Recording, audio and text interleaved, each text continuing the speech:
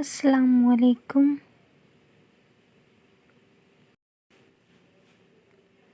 امرو عیار اور مکہ شہزادی۔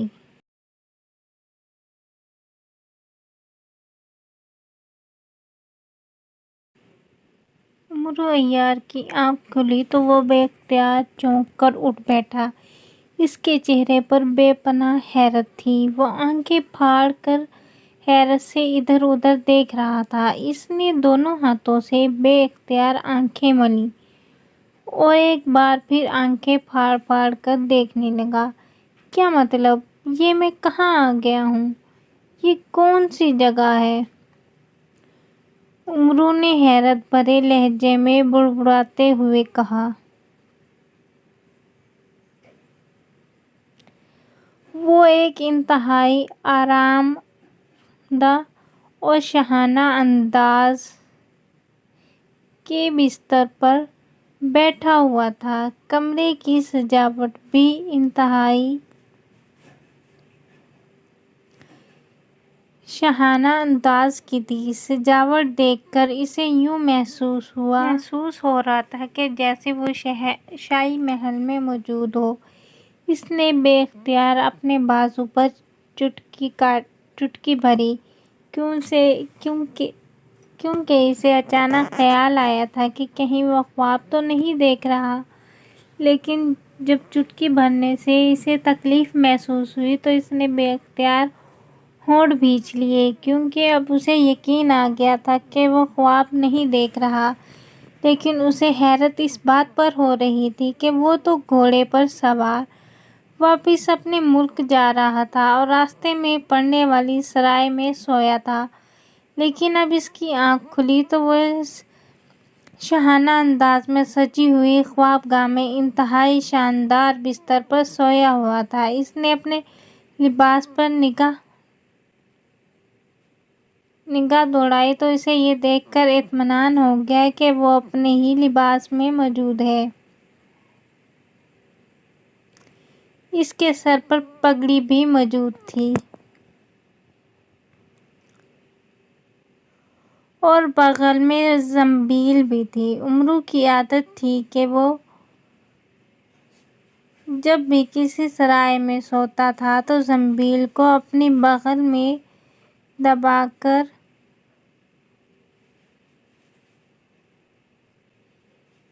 ہی سوتا تھا، کیونکہ اسے معلوم تھا کہ سرائے میں چوریاں بہت ہوتی ہیں، اس لیے اس کی زنبیل بھی چوری نہ ہو جائے۔ ابھی وہ یہ سب دیکھ ہی رہا تھا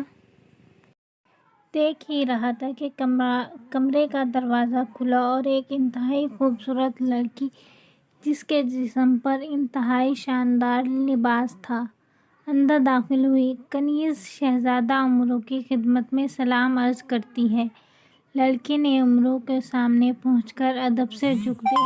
شہزادہ امرو، کیا مطلب میں کیسے شہزادہ ہو گیا؟ میں تو خواجہ امرو ہوں اور میں تو رات کو سرائے میں سویا تھا، پھر میں یہاں کیسے آ گیا؟ یہ کون سی جگہ ہے اور تم کون ہو؟ امرو نے انتہائی حیرت بھرے لہجے میں کہا۔ یہ ملک سیاستان ہے۔ اس ملک کے بادشاہ کی اکلوتی بیٹی شہزادی زرنگار ہے اور شہزادی زرنگار آپ کو بے حد پسند کرتی ہے۔ وہ آپ کے کارناموں کی دیوانی ہے۔ انہوں نے بادشاہ سلامت سے ضد کر رکھی تھی کہ اگر وہ شادی کریں گی تو صرف آپ سے۔ بادشاہ سلامت نے شہزادی حضور کی ضد پر انہیں آپ سے شادی کرنے کی اجازت دے دی، لیکن یہ شرط رکھ دی کہ آپ کو شہزادہ امرو کہا جائے گا۔ اب شہزادی صاحبہ کو آپ کا انتظار تھا۔ پھر انہیں معلوم ہوا کہ آپ سرائے میں آ کر ٹھہرے ہیں تو انہوں نے اپنے غلاموں کو حکم دیا کہ آپ کو اسی طرح شاہی محل میں لایا جائے کہ آپ کی نیند خراب نہ ہو۔ چنانچہ آپ کو نیند کی حالت میں یہاں لایا گیا اور اب صبح ہو گئی ہے۔ شہزادی صاحبہ آپ سے ملنا چاہتی ہیں تاکہ آپ کی رضامندی حاصل کر کے آپ سے شادی کا اعلان کر سکیں۔ اور یہ بھی بتا دوں کہ میں شہزادی صاحبہ کی خاص کنیز ہوں۔ میرا نام گلنار ہے۔ شہزادی حضور نے کہا ہے کہ اگر آپ ان سے شادی پر رضامند ہو جائیں تو شادی کے بعد آپ کو ملک سیاستان کا بادشاہ بنا دیا جائے گا اور ملک سیاستان کا سارا خزانہ آپ کو تحفے میں دے دیا جائے گا۔ انہوں نے پیشگی آپ کے لیے یہ تھیلی بھجوائی ہے جو انتہائی قیمتی ہیرے جواہرات سے بھری ہوئی ہے۔ کنیز نے تفصیل بتاتے ہوئے کہا اور کمر سے بندھی ہوئی ایک تھیلی نکال کر اس نے بڑے مؤدبانہ انداز میں امرو کو پیش کر دی۔ امرو نے انتہائی مسرت بھرے انداز میں تھیلی جھپٹی اور اسے کھول کر دیکھنے لگا۔ اس میں واقعی انتہائی قیمتی ہیرے جواہرات بھرے ہوئے تھے۔ خوشی سے بے اختیار اس کی بانچھیں کھل گئیں۔ اس کے ذہن میں ملک سیاستان کا بادشاہ بننے کا تصور گھوم گیا۔ میں شہزادی سے شادی کے لیے تیار ہوں، ابھی اور اسی وقت تیار ہوں، امرو عیار نے جلدی سے بستر سے اترتے ہوئے کہا۔ آئیے پھر شہزادی حضور سے مل لیجیے تاکہ آپ کی فوری شادی کا انتظام کیا جا سکے، کنیز نے کہا اور واپس دروازے کی طرف مڑ گئی۔ امرو نے جلدی سے تھیلی اپنی زنبیل میں ڈالی اور بستر سے نیچے اٹھ کر نیچے پڑی ہوئی جوتیاں پہنیں اور جلدی سے کنیز کے پیچھے دروازے کی طرف بڑھ گیا۔ باہر ایک راہداری تھی جس میں جگہ جگہ مسلح غلام کھڑے تھے۔ امرو جیسے ہی ان کے قریب سے گزرتا وہ شہزادہ امرو کو سلام کہہ کر ادب سے جھک جاتے اور خواجہ امرو اپنا چڑیا جیسا سینہ پھلانے کی کوشش کرتا وہ آگے بڑھ جاتا۔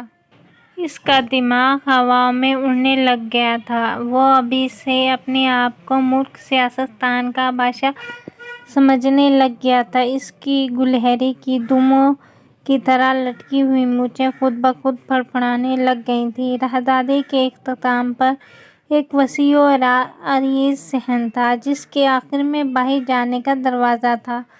کنیز اس صحن سے گزر کر دروازے کی طرف بڑھی چلی جا رہی تھی، اس لیے امرو کو بھی اس کے پیچھے جانا پڑ رہا تھا۔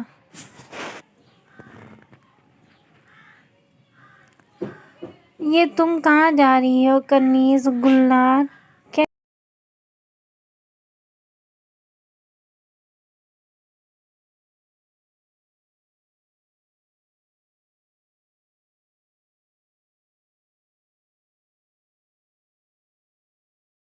کیا شہزادی محل سے باہر موجود ہیں؟